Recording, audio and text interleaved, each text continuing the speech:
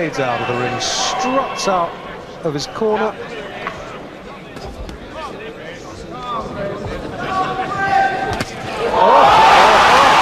first punch he throws.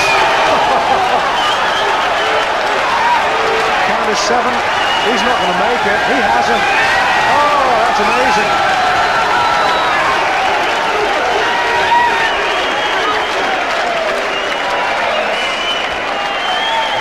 The first punch that Chris Eubank threw, and Dos Santos does not know whether it is Brazil or Birmingham.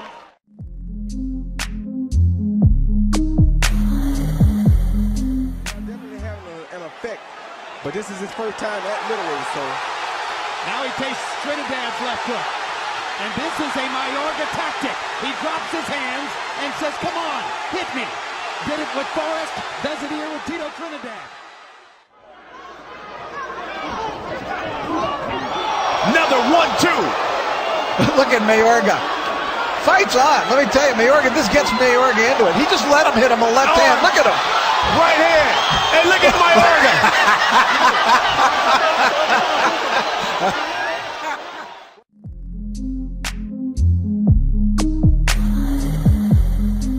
One of the roughest fights that I've saw a referee have to work with a long time too. Both from the style is, you know, where Bernard has always been accused of doing a lot of rough tactics, and Pascal right now is a run-in, punch-grab type fighter. Another right hand lead. Bernard is winning this round big. Yep, he certainly is. He's made a tactical adjustment that Pascal wasn't able to follow. And now they're talking to each other. And Pascal is losing his composure. And you cannot allow Bernard Hopkins to gull you into that.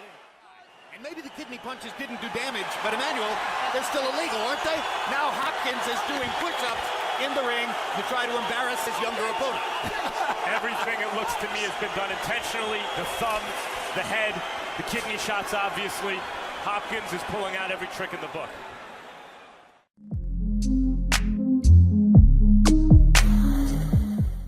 So, Roy, do you like the Steelers or the Patriots? Well, I like the Patriots, but I've been a Steeler fan for a long time. Floyd tells us, incidentally, I ask you the question, and Floyd looks here and says the Patriots. Between rounds, we will show you on replay the moment when Floyd Mayweather, answering my question to Roy Jones, picked the Patriots to win tomorrow. He's protecting his body. Listen up. The Patriots.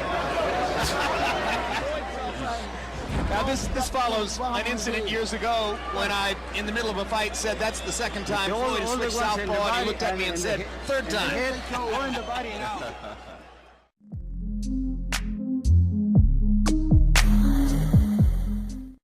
he chooses to use it, and if he stays confident in doing that, he's going to have to get active. Oh, wow. Has recorded 11 of his 22 KOs in the first 2 rounds. And there's the right hand lead by Maidana that sticks. Another right hand. Broner goes down for the first time in his career. He's hurt bad, and he's hurt.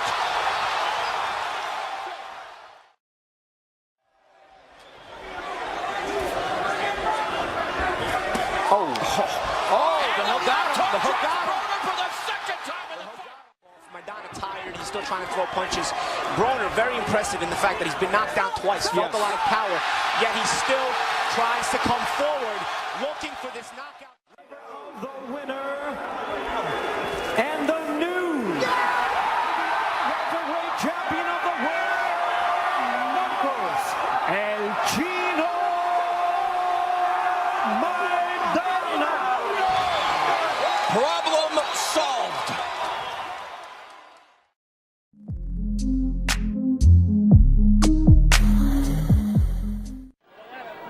That's how I've got it at this moment. Everything so far to Hamed. I don't think as many would argue with that. Huge jab. And now he's going through the razzle-dazzle.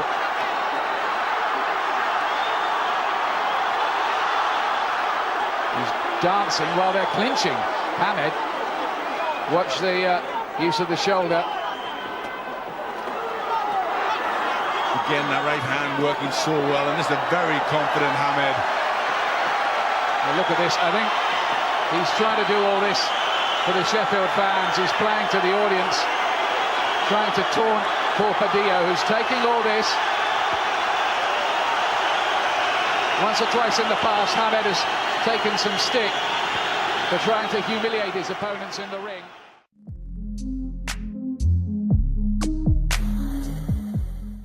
And he understands what's up with Jones now, that he's not faced by what happened in round one, and that he can swamp Jones with punch count from here. He has dominated round three.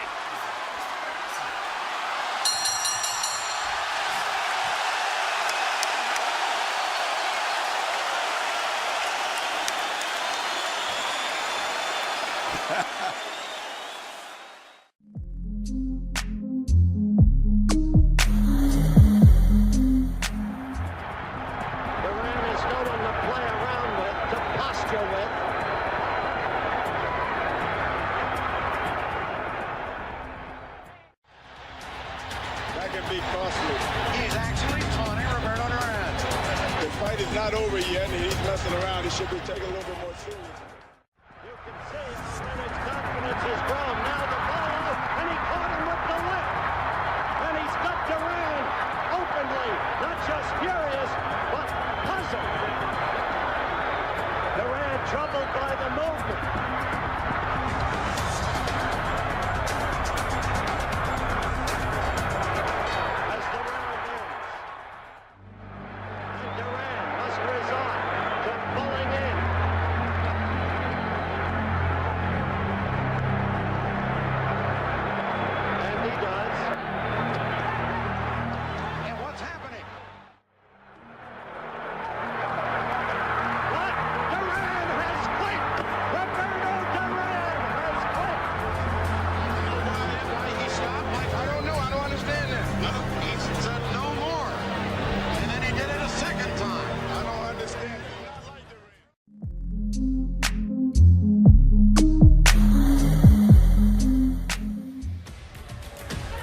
May 25th, 1965.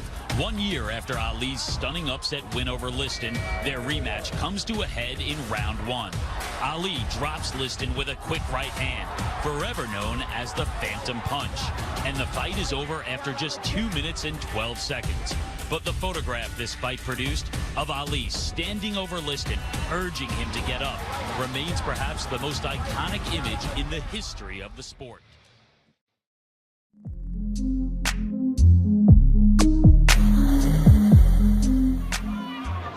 I always say that regardless of what talent you have, it comes a fight sooner or later where your talent will not carry you there because of the style of the opponent or whatever. Shane Mosley learned that last Saturday night.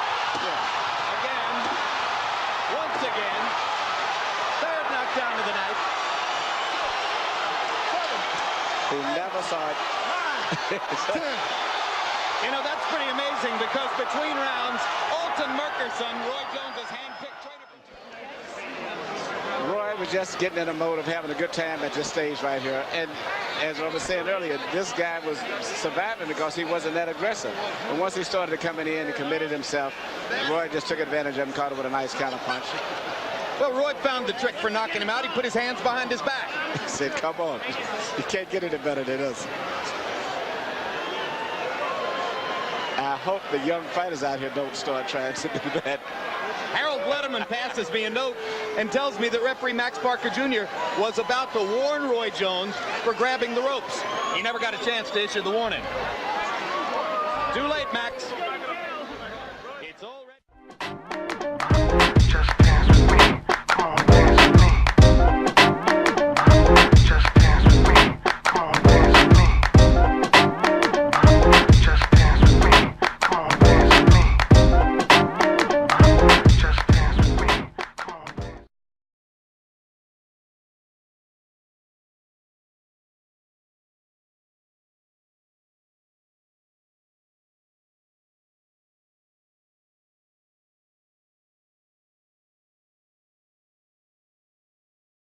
Come out in a Muay Thai stand-up, but he's kidding nobody. Everybody knows he's going to want to get this takedown. He's going to want to take Joe Ray down.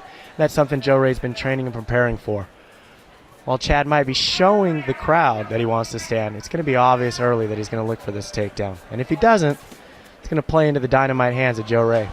Well, with this being the championship fight, we're in for 5 rounds, folks, if it goes the distance. Joe Ray just looking for a nice little neat uppercut inside. Don't think it connected, but he'll look to use his hands at every opportunity because he's got very good hands. Rayner looks solid, doesn't he? Rayner with the clinch here. Joe Ray doing a good job of maintaining head position.